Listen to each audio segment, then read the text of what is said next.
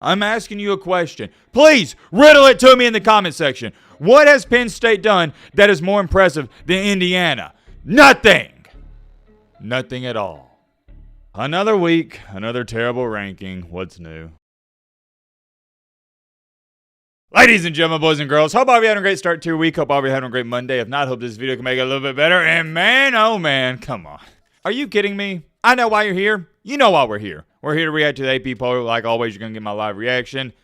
Let me throw this out there. Warning and disclaimer.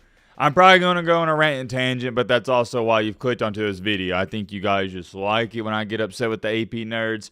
I'm sure these rankings are horrendous, to say the least. I am curious to see how far they dropped Florida State. I kept them in my top 12.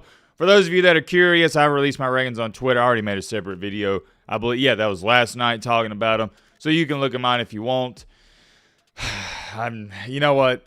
Let's just get into it. Pulling them up right here, we'll start out with the other receiving votes first. Let's see who's ranked 26. Okay, South Florida, they got 53 votes. Utah got 52. They're 27. Mississippi State, they're still, they're kind of clinging around the top 30-ish. They're at 28. Let's get into the top 25, though. At 25, we got the Arizona State Sun Devils creeping back in after that win over TCU. TCU, they blew that one. At 24, ooh, what about this? We got Virginia.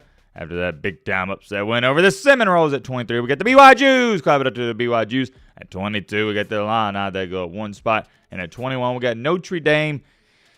I still feel like Notre Dame's getting a little disrespected, but that's just my opinion. I'm not going to say they should be a top 12 team. No. But they should easily be in the top 17, 16, something like that. At 20, we got Michigan. At 19, we got Mizzou. Yeah, not too controversial. Okay. I was about to say not too controversial here, but here we go. We got the Seminoles dropping all the way down. Golly. That is 10 spots, ladies and gentlemen, to 18.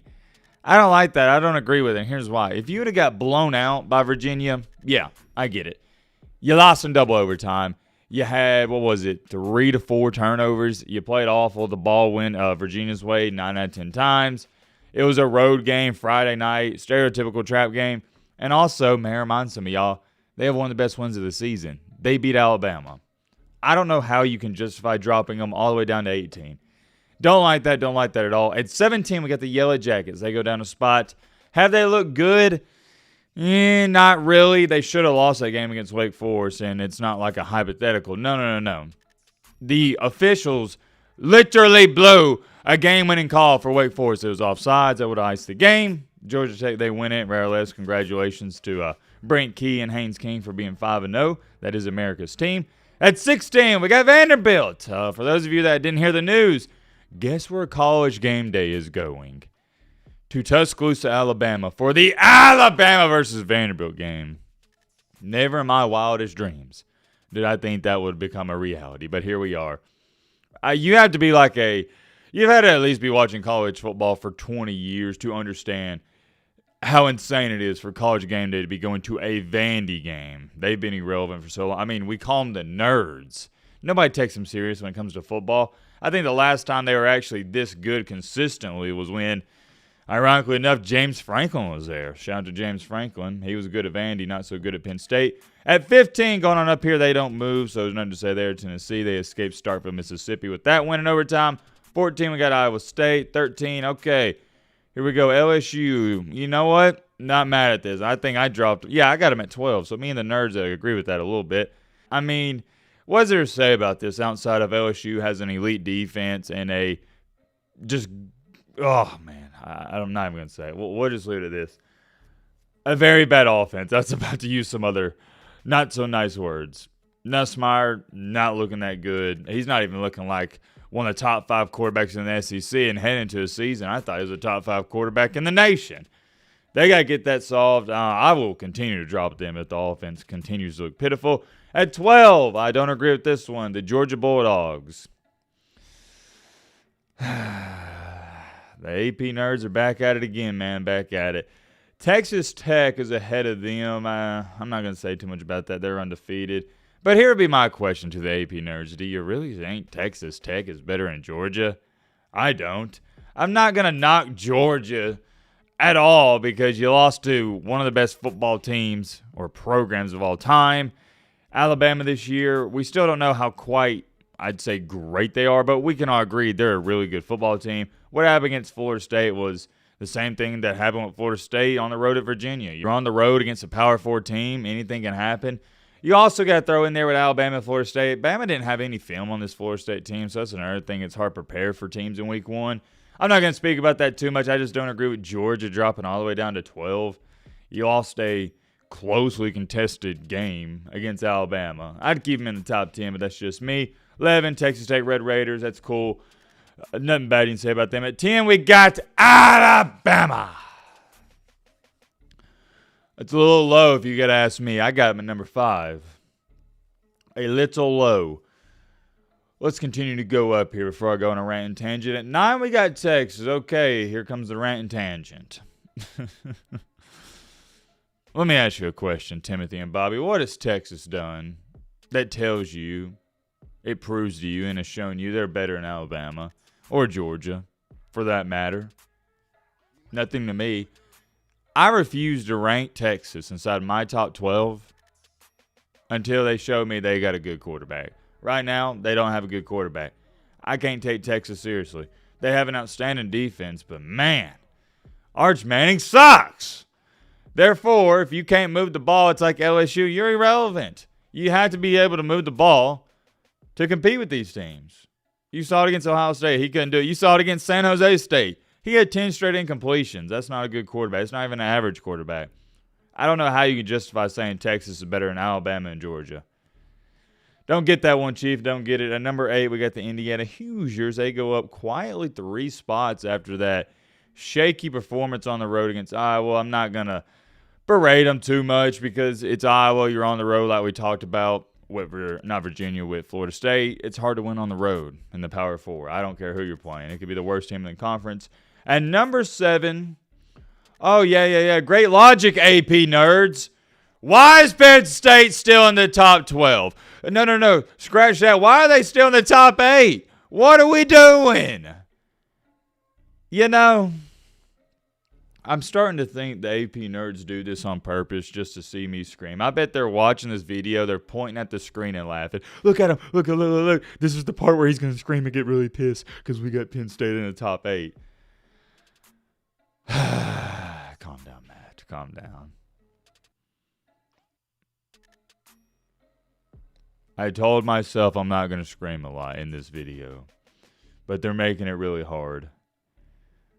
Calm, cool, and collected, Matt. Calm, cool, and collected. Y'all know I'm a calm, cool, and collected guy. I guess speak it into existence. Number 1.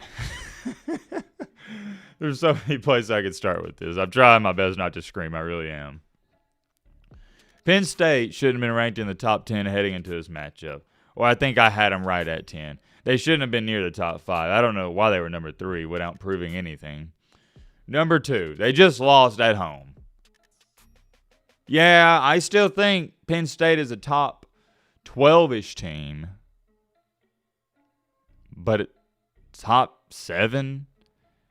What have they done that's more impressive than Indiana? Oh, yeah, see, now you can't use the argument of, you got SEC bias, man. No. I'm asking you a question. Please, riddle it to me in the comment section. What has Penn State done that is more impressive than Indiana? Nothing. Nothing at all. I'll leave you with that. Some of you may be saying this. Well, Matt, in your rankings, you have Penn State. I believe I have them at 12 or 11, and I have Indiana at like 13 or 14. Something around that. So you're being a hypocrite. No, I'm not. Let me explain. Here's the main difference. These AP nerds want to tell you, oh, yeah, when you lose a game, it matters a bunch. That's why they dropped Florida State to 18. They dropped LSU 9 spots. Well, how come that same logic doesn't apply with Penn State? That's why it's different. Now, I'm going to keep it a Fortnite V-Buck with you. Do I, MattBeGreat, think Penn State is a better football team than Indiana? Yes, I do. That's why I have Penn State ranked ahead of Indiana in my rankings. But I'm trying to look at this from the logic they've used in this week and weeks past. It doesn't make any sense. You can't tell me, AP nerds, losses are really going to hurt you and devalue your resume. Penn State loses, even if it is to a top 3 Oregon team, and you don't drop them that far. What? At least with me, I'm consistent. When Tennessee lost to Georgia, what did I do in my rankings? I actually bumped them up because it's impressive to me to go toe-to-toe with a top 10 ball club. The AP nerds are not consistent. Case in example, how are you going to tell me Virginia is a legit top 25 team, which I don't think they're a top 25 team, and you're going to drop Florida State 10 spots for losing to a top 25 team? What sense does that make? How are you going to tell me, AP nerds, that Alabama is a top 10 team and you're going to drop Georgia 7 spots for losing to a top 10 team? That is my big dilemma with the AP nerds. It's a double standard everywhere you look. It's not just with Penn State and Indiana. Let's go back to this, though. I'll overlook the Penn State-Indiana thing. You know what I'm about to say next. You know it's true. There's no excuse for Penn State being ranked ahead of Alabama or Georgia. No excuse at all. At number 6, they go up 3 spots. We got A&M. A&M really ain't that good of a team. They're just going up because they're undefeated and they're winning. At number 5, we got Oklahoma. They had a bye week. Not too much to say about that. They go up because some other teams go down. At number 4, oh, wow. That's pretty high. Well, I got them at 6 in my ranking, so I guess not too much. I think it's just, they went up 9 spots.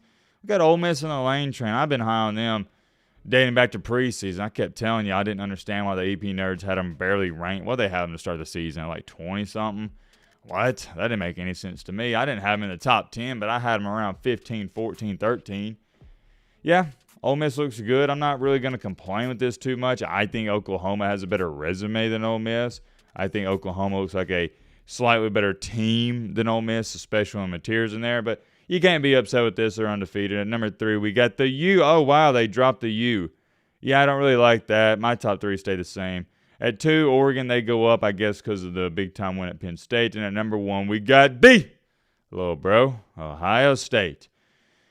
So let's see the first place votes. 4 for Miami, 2 for Oregon. Or no, I mean 16 for Oregon, 46 for little bro. Yeah, I didn't see enough out of Oregon to jump ahead of Miami. I still got Miami at 2.